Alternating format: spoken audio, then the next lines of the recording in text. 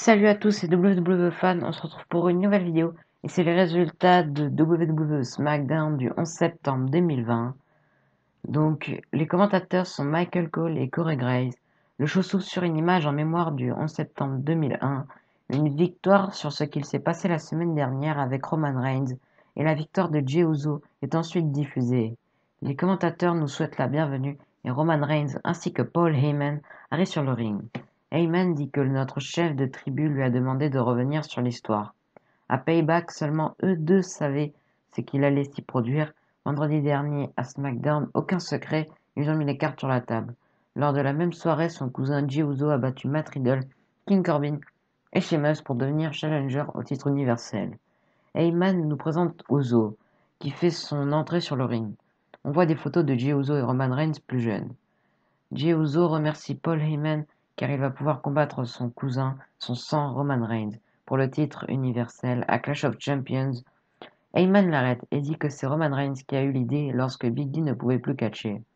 Jey devrait remercier Reigns, il a seulement suivi les ordres de son patron. Roman Reigns prend le micro et dit qu'il n'a pas besoin de le remercier, ils en parlent depuis des années. Il est fier de Jey Uso, il a gagné, il va faire le main event de Clash of Champions. C'est son moment. Uso n'a pas à le remercier. C'est son moment. À Clash of Champions, ce ne sera plus son moment. Il va lui botter le derrière comme lorsqu'il l'était enfant. Ça doit rester sur son épaule pour la famille. Ce ne sera que de l'amour. Uso dit ils ne sont plus enfants. King Corbin arrive et dit que c'était un coup monté. Il ne faut pas un génie pour le savoir. Reigns a choisi son adversaire pour sa première défense de titre. Son cousin, c'est du favoritisme. Il déteste lorsqu'une personne abuse de son pouvoir. Sheamus arrive à son tour et dit qu'il est d'accord. Ça pue. Ça aurait pu être un match à 3 et c'est devenu un match à 4 avec Jey Uso. Personne n'était préparé. Jey Uso demande si Sheamus a demandé du temps pour se préparer. Pourquoi pas se préparer pour un match contre son cousin et lui? Sheamus s'attaque à Uso, mais ce dernier l'enlève du ring et envoie Corbin contre le poteau tandis que Reigns regarde. Dans les coulisses, Sami Zayn est dans le camion de production et se plaint du match pour le titre intercontinental avec Jeff Hardy en champion. C'est un match pour le titre intercontinental, c'est un match simple. Jeff Hardy contre AJ Styles. À la fin du match, Sami Zayn attaque AJ Styles et l'arbitre met fin au match. Gagnant, AJ Styles via disqualification, Jeff Hardy toujours champion. Sami Zayn monte sur le ring et s'en prend à Jeff Hardy avant de s'en aller avec la ceinture du titre intercontinental. Dans les coulisses, Jey Uso parle à Roman Reigns qui ne réagit pas. Jeff Hardy revient dans les coulisses mais tombe sur la rampe. Dans les coulisses, Alice Ashton nous informe que Jeff Hardy était en déshydratation. AJ Styles se montre et dit que ça doit s'arrêter. Hardy dit qu'il est champion, mais il a triché. Zayn a disparu pendant des mois. Qui est le vrai champion? Styles peut battre Zayn et peut battre Hardy. Il s'en fout de comment et quand il va le faire, mais il va le prouver qu'il est le seul et unique champion intercontinental. Une vidéo des Street Profits à Raw est diffusée. Dans les coulisses, Cesaro et Shinsuke Nakamura sont rejoints par les Street Profits. Cesaro dit qu'ils ont un match maintenant, ils n'ont pas le temps pour eux. Les Street Profits disent qu'ils vont s'assurer que tout aille bien dans la pièce. Dans les coulisses, Jeff Hardy est avec un médecin. Sami Zayn se pointe et Jeff Hardy l'attaque. Donc c'est un match par équipe Kalisto et Grand Metalik accompagné par Lince Dorado contre Cesaro et Shinsuke Nakamura. À la fin du match, les Street Profits font une fête dans la pièce où il était juste avant avec d'autres personnes. Cesaro et Shinsuke Nakamura sont distraits. Kalisto en profite pour faire un roll-up à Cesaro et gagner. Donc les gagnants sont Kalisto et Grand Metalik. Bayley arrive sur le ring. On revoit l'attaque sur Sasha Banks de la semaine dernière. Bayley est assis sur une chaise sur le ring et dit qu'après ça, tout le monde demande comment va Sasha Banks, comment est-ce qu'elle va revenir, mais personne ne demande comment Bayley va après avoir attaqué sa partenaire. Comment elle se sent après avoir pris cette chaise et détruit sa meilleure amie. Elle l'a aimé chaque seconde, mais maintenant on veut des réponses. Mais elle est remplie de questions. Elle sait que Sasha Banks regarde. Pense-t-elle que Bayley est une idiote? Après toutes ces années, pense-t-elle que Bayley ne sait pas ce qu'elle a dans la tête? Personne ne la connaît mieux que Banks. Banks l'a gardée en partenaire pour avoir près d'elle Mais chose, lors de sa première victoire du titre de Raw, Banks est resté près d'elle jusqu'à avoir ce moment pour attaquer. Banks avait besoin d'elle, Banks l'a suivie à SmackDown et lorsqu'elle a vu que Bayley était au sommet de son art, elle est devenue Two Bells Banks. Sasha Banks prétendait être sa meilleure amie juste pour l'utiliser.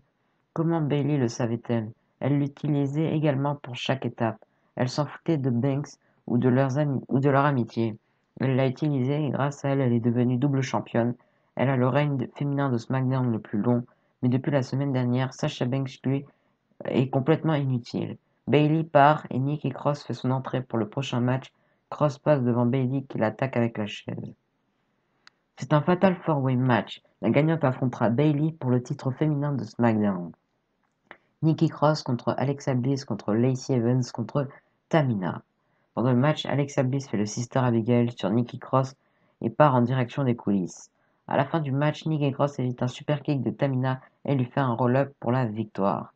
Donc la gagnante est Nikki Cross qui affrontera Bayley pour le titre féminin de SmackDown à Clash of Champions. Une nouvelle vignette sur la mystérieuse femme de SmackDown est montrée. On la voit de dos et elle est blonde. Donc c'est un match simple.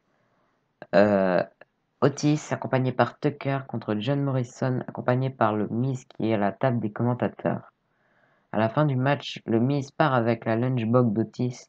Ce dernier fait son Caterpillar sur John Morrison puis une Vader Bomb pour la victoire par tombée. Donc le gagnant est Otis. Nous aurons une update de la blessure de Biggie lors de Talking Smack.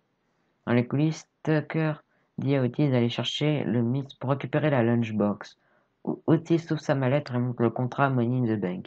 D'un autre côté, le Miz ouvre la lunchbox et tombe sur une pomme déjà mangée. C'est le moment d'une nouvelle Firefly Funhouse. Bray Wyatt dit qu'il manque quelque chose de spécial dans la Firefly Funhouse à cause de Roman Reigns, la ceinture. Tous ceux qui ont affaire avec euh, Tous ceux qui ont affaire avec la défaite, ça vous aide à devenir une meilleure personne. Mais il est temps de s'amuser. Un nouveau membre va intégrer la Firefly Funhouse. C'est une personne qui peut être très inspirante et qui a traversé beaucoup de choses.